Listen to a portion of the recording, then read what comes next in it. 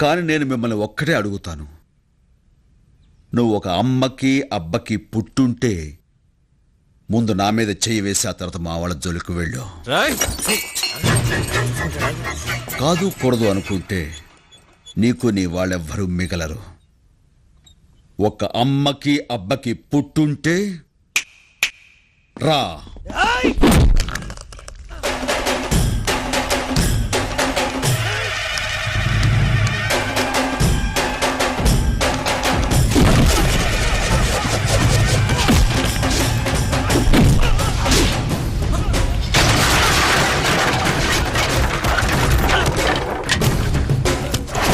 ఏయ్ మినిస్టర్, నీలోనే కాదు నాలోనూ ఇద్దరున్నారు.